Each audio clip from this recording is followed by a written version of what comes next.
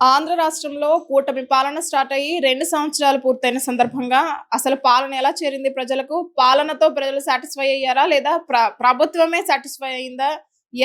ఎవరి మార్జిన్ ఎంతవరకు వచ్చింది? అనే విషయాన్ని మనతో మాట్లాడడానికి వైఎస్ఆర్‌సీపీ రాష్ట్ర అధికార ప్రతినిధి పుణ్యశీల మనతో ఉన్నారు.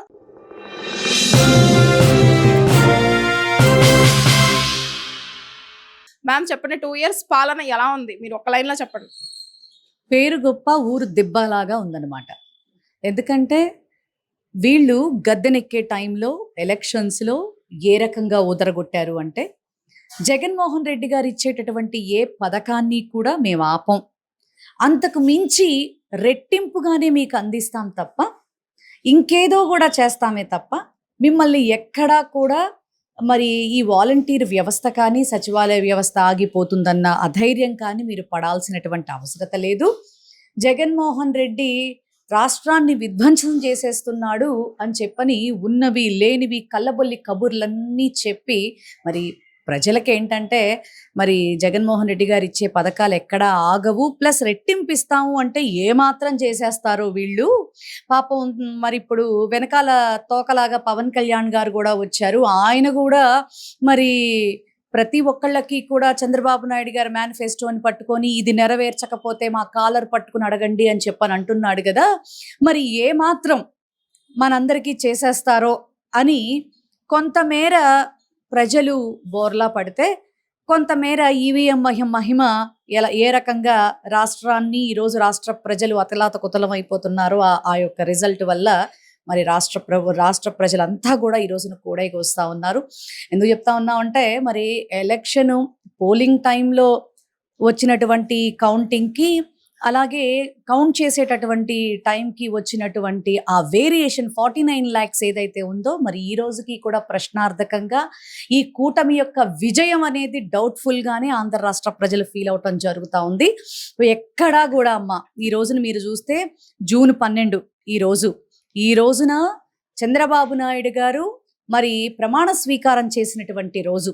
మరి సిగ్గుండాల, ఎందుకంటే ఎన్ని వాగ్దానాలు ఇచ్చాడో ఒక్కటన్నా తిన్నంగా నెరవేర్చగలిగానా అనేటటువంటి మరి ఆత్మసాక్షి మీద చెయ్యి పెట్టుకుని ఆయన మాట్లాడుకోవలసినటువంటి పరిస్థితి.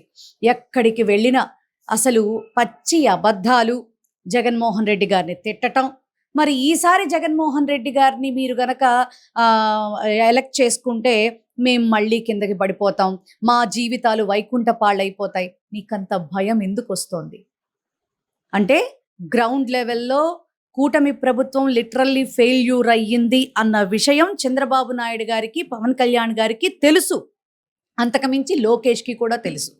కానీ వాళ్ళ ముగ్గురు కూడా త్రిమూర్తుల్లాగా ఆంధ్ర రాష్ట్రానికి వాళ్ళ కింద ఉన్నటువంటి వాళ్ళందరూ కూడా దాచుకుందాం అనేటటువంటి క్యాప్షన్స్లో ఒక్కొక్కళ్ళు బారులు తీరితే, ఒక్కొక్కళ్ళు ఆ టీమ్స్కి కెప్టెన్లు లాగా వ్యవహరిస్తూ దారులు తెరిచి తమాషాలు చూస్తూ ఉన్నారు. ఈ రోజుకి కూడా ఎక్కడ చూడమ్మా అవినీతి దందాలు, ఎక్కడ చూడు దాచుకుందాం అనేటటువంటి కాన్సెప్ట్లు, ఏ అక్కర్లేని కార్యక్రమాలు సెలబ్రేట్ చేస్తూ దాని మీద 100,000 కోట్ల రూపాయల వెచ్చింపు.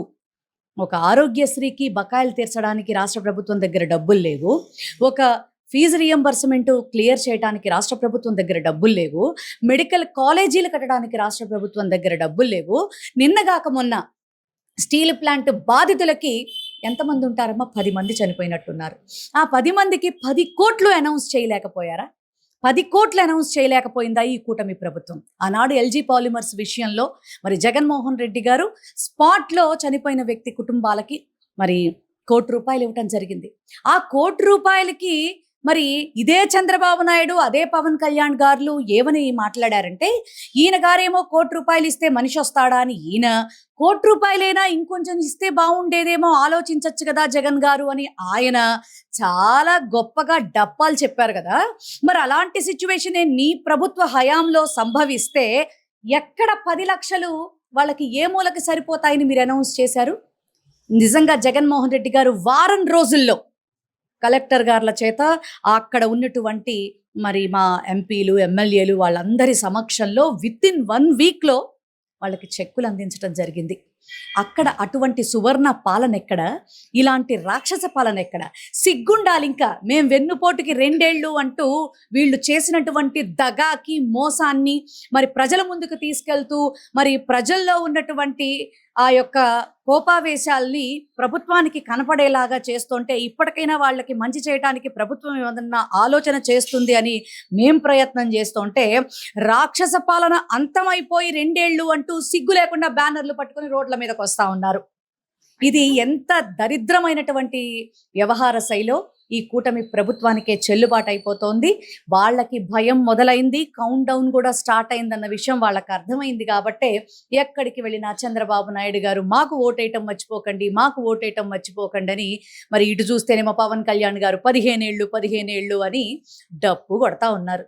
మ్యామ్ అసలు ఈ 2 ఇయర్స్ సమ్మరీ చూసుకుంటే రప్ప రప్ప అనే డైలాగు సంచలనం సృష్టించింది. ఏది మీ కార్యకర్త, ఒక కార్యకర్తని హైలైట్ చేశారా వీళ్ళు, లేదా నిజంగా ఇటువైపు అంత తప్పు ఉందంటారా?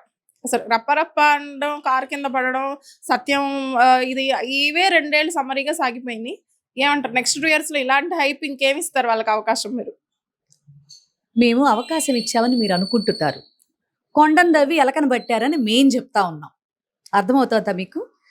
జగన్మోహన్ రెడ్డి గారు ప్రతి వారం కూడా ప్రతి నెల 2 ప్రెస్ మీట్లుగా రాష్ట్రంలో జరుగుతున్నటువంటి అరాచకాలు, అక్రమాలు, అవినీతి, అన్యాయాలు, ఆడపిల్లల మీద జరుగుతున్నటువంటి అరాచకాలు, వీటన్నిటి మీద కూడా ఒక విశ్లేషణతో కూడినటువంటి, ఒక ఖచ్చితమైనటువంటి వివరణతోటి, డీటెయిల్స్ తోటి, డేటా తోటి మిమ్మల్ని ఎదుర్కొంటుంటే ఒక్కళ్ళకంటే ఒక్కళ్ళకు కూడా సమాధానం చెప్పగలిగే దమ్ము, ధైర్యం లేక పైగా ఇందులో స్పెషాలిటీ ఏంటో తెలుసమ్మా, వీళ్ళ క్యాబినెట్లో ఏ శాఖకు సంబంధించినటువంటి వాళ్ళు ఆ శాఖ గురించి మాట్లాడరు, పక్క శాఖల మీద గురించే మాట్లాడుతూ ఉంటారనమాట.